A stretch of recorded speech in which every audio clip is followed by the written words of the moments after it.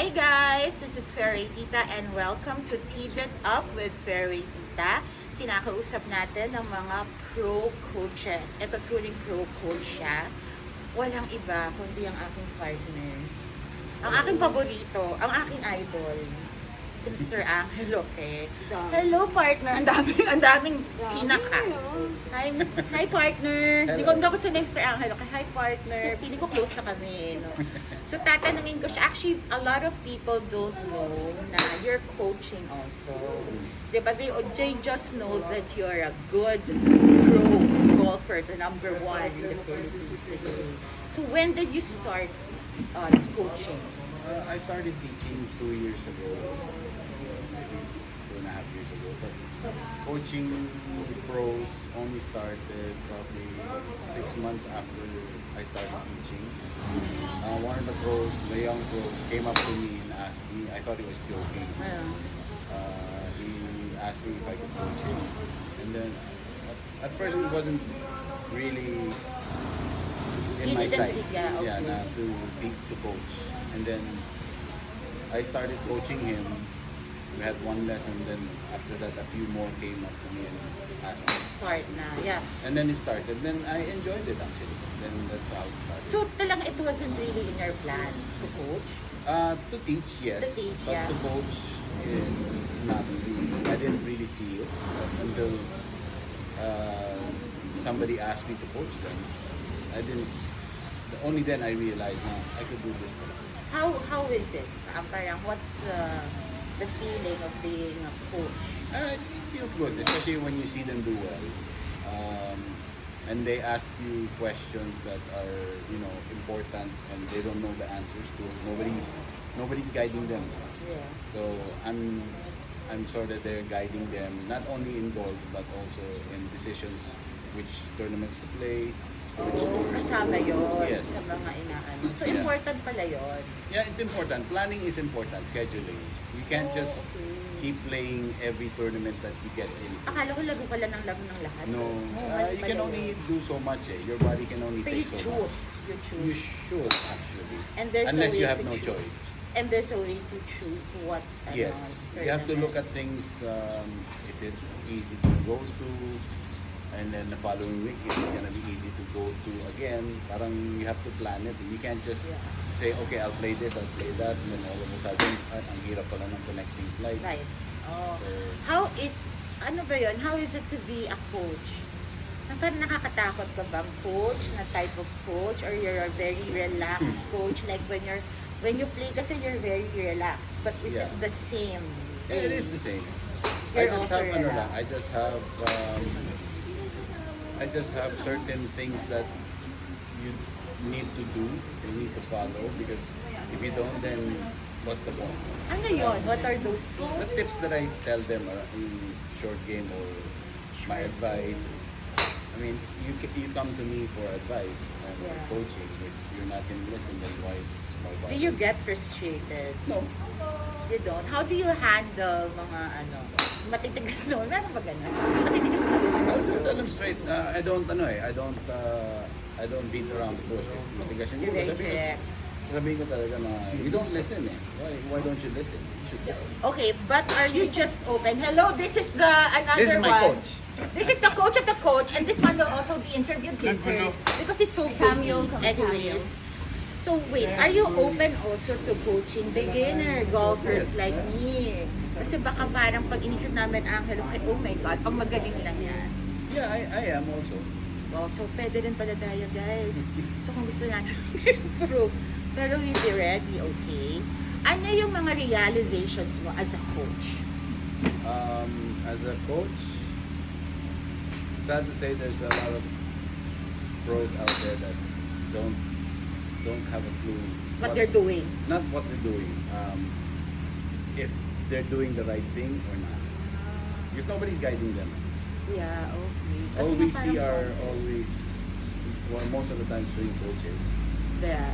But coaching on the golf course, how to play, how to think, how to plan your tournament, your weeks.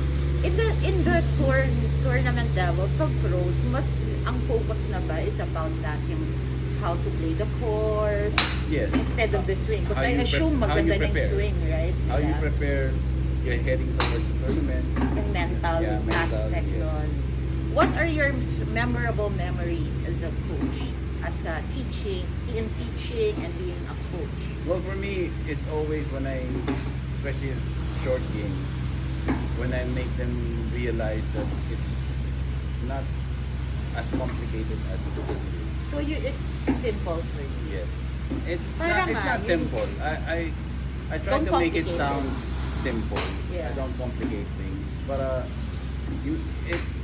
golf is supposed to be fun. Yeah. It's not yeah. supposed to be a chore or a job. Yeah. So if you make Maybe it that's fun, why you're winning a lot. Because that's your mental and yeah. training. Golf for me, I love playing golf tournaments. I love the challenge. Whatever challenge on the golf course, I'll face it talaga. Ang galing niya. Actually, that's what I admire about him. Mamaya ng admiration. Dahil marami tayong masasabing admiration about him. Sino yung mga famous personalities you're coaching right now? Sean is one of them. Sean Ramos, Sean Ramos. doing very Gab well. Manoto.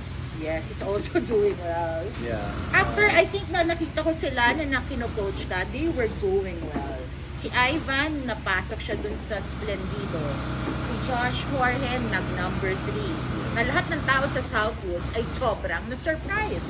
That was after you were coaching him. Hopefully, So you're doing it was something my, really It good. was my influence that helped him do well. I think so. But for me naman kasi, as a coach, if I see them doing well, that's good enough for me.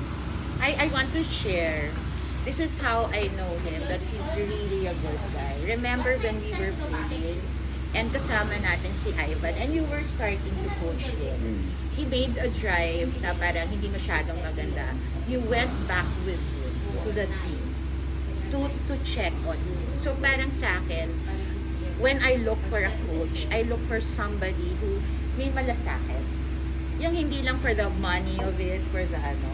That's what I like. What I saw in, parang sobrang okay na tao. Not just a golfer, not just a coach. Parang those little things, they mean a lot. For golfers like me who want to, kaya, guys, that's a tip. When you're looking for a coach, you look for somebody who's not just, wala lang, was for turuan ka lang. Yung parang may malasakit din sa'yo. I think yun yung mga nagtatagal ng coach. O sige, nagmaalaala mo na kaya kami ni Naiyak ka na, naiyak na rin nga ako eh. No? What is the hardest part of being a coach and teaching? Hardest part is when you see your players struggling and not depressed, but I mean really sad. So how what do you do? Like when we're depressed? No, you words can change people's mindset. Not So not para even therapist actions. rin yet. pala kayo. Somewhat like that. Because I know I'm how so what- used to a therapist. Let us not reveal our Oh, let's not state. reveal our mental state. Ano kasi, I know, it's not like I don't know what they're going through. I know what they're going through because I've gone through it You've myself. gone through it. That's So it's just, you just need to let them know na they're not alone. They're not the only ones feeling this. we are not alone. We are not alone. Just finding the right words to say. What is your advice for beginner golfers like fairway? Just and have a group and always play with them so you have Ah, fun you every have. time. They're so crazy. Yeah, You'll that's see why, later. that's why you have fun. Am I part of that? Yeah, you're the craziest one. What is the most rewarding part? Rewarding is when they acknowledge that you help them out and you can really see that they're enjoying and they're having fun and they're Yeah. doing well. And then they go to you as a coach, thank you, Yeah. and that's the most rewarding thing. Thank you very much, You're Coach welcome. Angelo. Thank you Guys, too. if you want to get in touch with Coach Angelo, where can they find you here in Manila Southwoods? You can contact Fairway Tita and Contact Fairway Tita or DM him in our Instagram account. If you want to be a good golfer, of course, ang basic is you have to get a good coach to get that right basics ng golf. And then yung mga ibang mga matters also like the course management, how to handle the course. You have to get a good coach. Coach Angelo, thank you very much. Thank you. Guys, see you at the fairway.